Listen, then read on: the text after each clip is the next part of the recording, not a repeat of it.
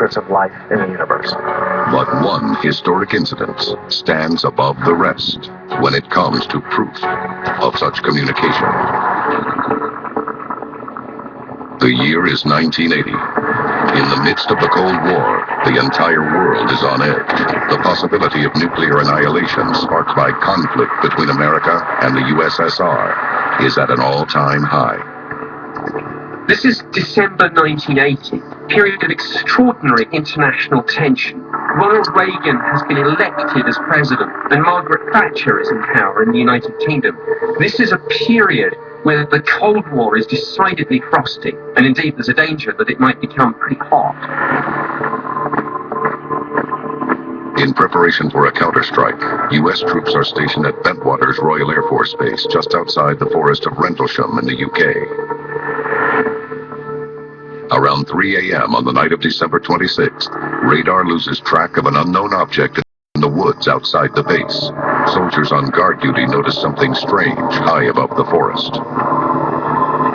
These men saw unidentified lights in the forest from the gates of Bentwaters.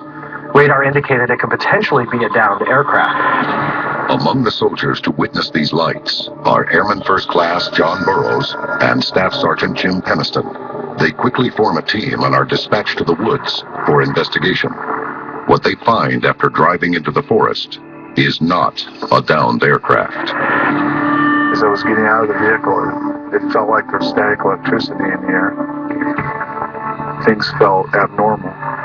Both of us at that point kind of looked at each other and realized that maybe something was actually going on. Above the trees, the two men see the silhouette of a triangular-shaped craft lowering to the forest floor. The air around the object was electrified. It was like dancing on our skin and our clothes. At that point in time, I knew it was an aircraft crash.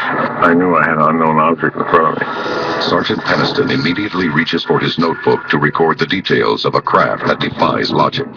His sketches show an object 9 feet on each side and almost 6 feet tall, with mysterious symbols etched along the side of the craft. One of the things that sets Rendlesham Forest apart from almost every other UFO case you look at is this wasn't just lights in the sky. This was a landed UFO. John Burroughs and Jim Peniston got extremely close to this object. It had come down in a small clearing in forest, and indeed Jim Peniston claims that he got so close to this thing, he was able to reach out and touch it. I took my hand and ran them over the bottom symbols all the way across. It felt like going from the smoothness of the metal to like feeling sandpaper on each of them. But then, something happens that will change his life forever. Out of all the glyphs, there was one that was larger than all the other ones. And so I decided to go ahead and touch that one. When I touched that symbol, I had an explosion of white light where I couldn't see. I was blinded. And I started seeing ones and zeros flashing. They were like inside my mind's eye. The ones and zeros burn into his memory, leaving an imprint of an alien code. I think I was just plain terrified. Somehow I was able to go ahead and pull my hand off, and it stopped. The craft started to move a little bit, and it was gone in the blink of an eye. Next, the two men who witnessed the craft in Rendlesham Forest reveal a shocking secret about what else they experienced that night.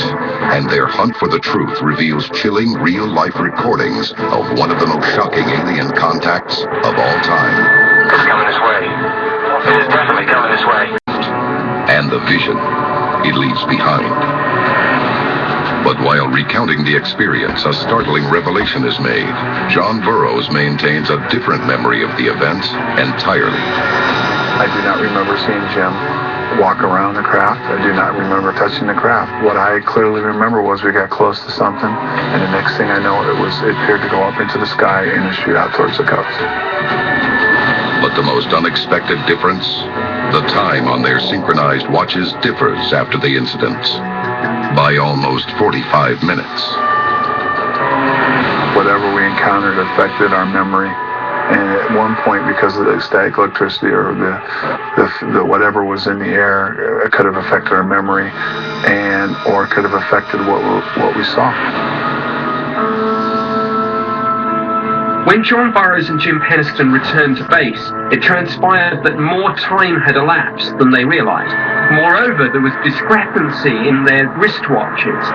Time, it seemed, not only had run on, but had maybe run at different speeds for them.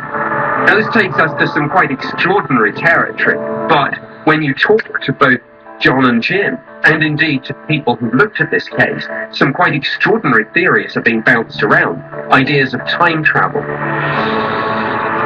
Could the ship have caused their perception of time, or even time itself, to shift? Their search for an answer leads Burroughs back to the woods and uncovers evidence that must be heard to be believed. Unsealed case file, the Charles Halt recording. The following evening, John Burroughs meets with Deputy Base Commander Charles Halt to re-examine the site of the encounter. They surveyed the area of the alleged sighting and checked nearby trees for radiation. When I first met up with Colonel Halt, one of the things that came up was that he said everything that night that was going on, all the radio traffic was being recorded through the command post. Is any rings on the tree you've taken samples from on the side facing the suspected landing site? 4 clicks, max. Up to 4. Interesting. That's right where you're taking the sample now. 4. That's the strongest point on the tree? Yes, sir. Instead of just clicking, if it was detecting something, pegged all the way over on the right side of the meter. But the course of the investigation changes suddenly when a soldier on Colonel Halt's team notices something especially unusual. A glowing light spotted in the distance. There it is. Hey, I see it too. What is it? We don't know, sir. So you have to tell you somewhere. Yeah, it's a strange, small red light. Looks beyond maybe a quarter to half mile, maybe further out. Let's switch off. The light is gone now. It was approximately 120 degrees from the site. Is it back again? Yes, sir. There's no doubt that this is genuine, and it's quite extraordinary. You can hear the tension and the fear in these men's voices as the UFO approaches them. At one point on the tape, you can hear the UFOs coming closer. I saw a yellow tinge in it too. Weird.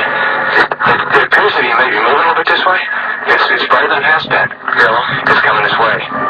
It is definitely coming this way. This is a little shooting off. There is no doubt about it. This is weird. The object exploded into a bright white light and shot back out towards the coast. Colonel Holt has spoken about this, and he said, was this communication? Was this a warning? What was it? On January 13th, 1981, Colonel Halt writes a memorandum to the United Kingdom's Ministry of Defense about the incident. In it, he confirms that what Penniston and Burroughs encountered on the previous night was no figment of imagination, but a real phenomenon experienced by Halt and his team as well. 2 crucial pieces of evidence to support the Rendlesham Incident was the Halt memo and the tape recording. Well, what we found out years later was that there was another even more significant piece, and that was the code that Penniston received when he touched the craft. But in this point in time, he was still keeping the code a secret. I couldn't sleep. I was still having 1s and 0s flashing. And after I pulled that notebook back up to look at the original glyphs I drew, I started writing them all out. And after I completed 16 pages, I felt great. But I wasn't going to report that because, it sounds insane. So I just kept it quiet. In other words, when he touched this craft, there was a huge jolt, and information somehow transferred to him. Now, he forgot about this. Maybe he just blocked it. Maybe he didn't realize it was important. But it was only 30-plus years afterwards that he perhaps realized he was sitting on something of the utmost significance. Coming up next, we reveal the meaning behind the code in Penniston's notebook and uncover the shocking identity of the beings who sent it to us.